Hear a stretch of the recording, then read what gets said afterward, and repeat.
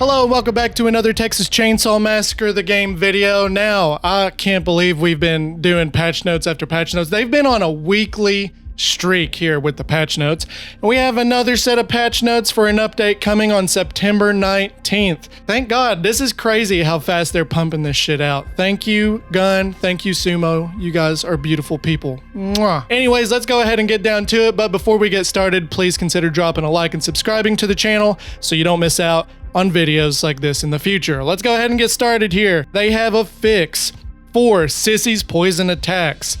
Thank you, Jesus. I am so tired of running into Sissy. Every time I hear Sissy singing, I'm like, well, here we go, folks. I'm gonna die. And that's usually what happens. But it said this bug resulted in all of Sissy's attacks having a poison effect. Sissy's normal attacks will no longer have the poison effect. Special Blend can still provide a poison attack only on her next strike, and Rubber Legs can still slow down victims already affected by poison. Thank God. Before this, I mean, she was overpowered as hell. Every single attack was poisoned. Every single attack, if you had Rubber Legs, completely threw you off your track. Like, you couldn't run. You would be stuck in a weird little loop and she'd kill you instantly. It was terrible. I'm so glad they fixed this. Now, if I understand if you're a Sissy main on the family side, you're going to be bummed out, but it was never supposed to be this way to begin with. So I'm so glad they fixed her because I'm not a family main. I love playing as the family, but as a victim, it's terrible. It's terrible. Every time you hear Sissy, I'm just like, well, the devil is here, the world is going to end, and I'm going to die. The next fix here, it shows players blocking themselves. Said they resolved an issue where a player could block themselves, resulting in matchmaking issues and errors. I didn't even know this was an issue. That is such a weird thing to have happen. And if this is fixed, thank God for that, because that is really weird. It shows they made a change here to the fuse box location on Slaughterhouse. It says the fuse box will no longer spawn next to the Slaughterhouse door. That is helpful. I understand the Slaughterhouse map, the way it is designed is kind of very victim friendly.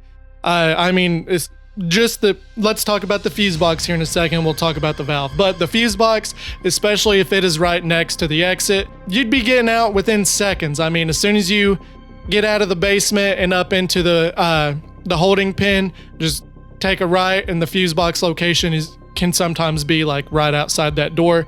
So I'm glad that they don't have that anymore. If that is where they're talking about it being located, I'm glad they fixed that, because that's an easy escape. I understand as a victim main how fun it is to just sit there and fix it and disappear, but they fixed it and it's going to give us a little bit more of a challenge. Now it shows they made a change to the valve handle spawns on Slaughterhouse. It says they moved the spawn location of the valve handle on the side of the garage to be in a more high traffic area. And then it shows they moved the spawn location of the valve handle on the side of the animal pen to be in a more high traffic area as well. That is very helpful for the family members because especially right now where the valve, it's all down in the basement. So that's, until they get that fixed, it's going to be good to have the location of the valve be in a more trafficked area for the family members to keep up with, because I mean, I understand if there's one gripe with the Slaughterhouse map, it's the valve exit, 100%. So until they fix at least like where the valve is going to be spawned at, maybe this will help it be a little bit more balanced between the victim and family. Next up, it shows they did some tunings here. Efficient grappler perk levels reduced. It said this perk provides a % chance to keep scrap after a close encounter. It says level 1, 10% chance to keep scrap. Level 2 is a 15% chance to keep scrap. And level 3 is a 20% chance to keep scrap. Now, I cannot remember what the other percentages were, but I can see that this is still helpful here. If they reduced it, I mean, I can only imagine, I would assume like starting out is 15, next up 25, and then after that, like close to 50. So I'm glad they reduced it. Shows here they made another tune here. Efficient backstabber perk levels reduced. It says this perk provides a % chance to keep scrap after a backstab.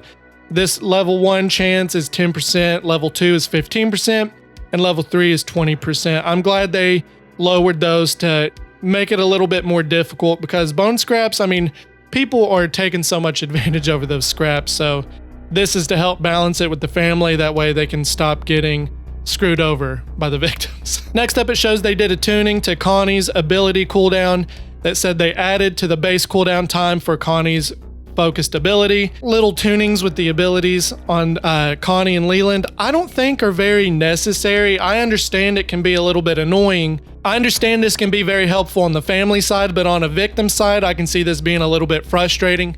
Connie's my main to begin with, and it already takes over 120 seconds to get my ability back anyways. So, I mean, I'll have to test it out and see. As long as it's not a crazy cooldown, I mean, I guess it'll be fine. It shows they did a tune for Leland's ability cooldown as well. I don't want them to mess with these characters' abilities to the point where it's not even fun playing, because these abilities are very helpful. And if it takes too long to do the ability to where you can only use it once, I just don't see that. I don't know. We'll have to play it and see how it goes. Next up, it shows that they tuned the escape restraints minigame. It says they adjusted the minigame to escape your restraints at the start of a match.